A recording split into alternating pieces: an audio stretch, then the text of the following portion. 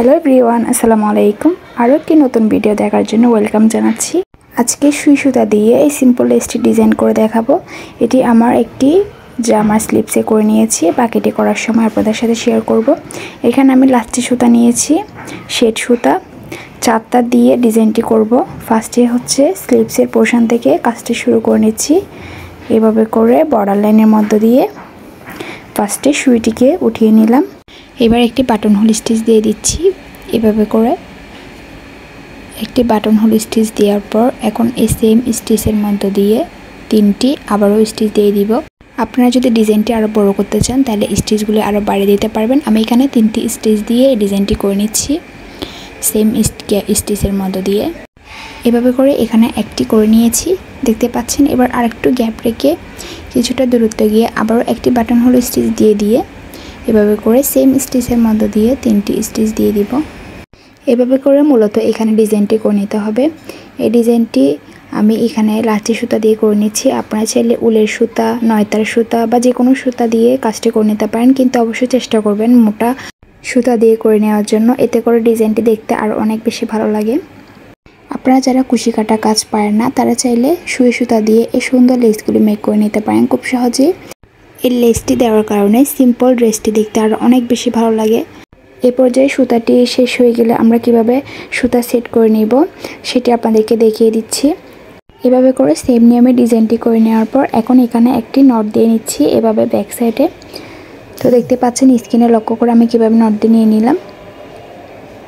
Not দিয়ে নেওয়ার পর এখন এই বর্ডার লাইনের ব্যাক সাইডে সুইটিকে এভাবে ঢুকিয়ে সুইটিকে বের করে নিয়ে আসতে হবে, যাতে সামনের সাইডে কোনো প্রকারের সুইটি দেখা না যায়। এভাবে বর্ডার লাইনের ভিতর দিয়ে বের করে নিয়ে আসলে আমাদের কোনো প্রকারের সুতা দেখা যাবে না।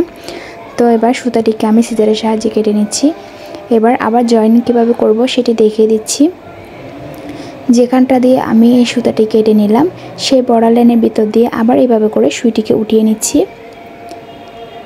এভাবে করে সুইটিকে উঠিয়ে নেওয়ার পর আবারও প্রথমে যেভাবে ডিজাইনটি শুরু করেছিলাম সেম ওয়েতে ডিজাইনটি আবার শুরু করে নিয়ে কাজটি করে নিতে হবে। আমি আপনাদেরকে একটু দেখিয়ে দিচ্ছি কীভাবে শুরু করবেন।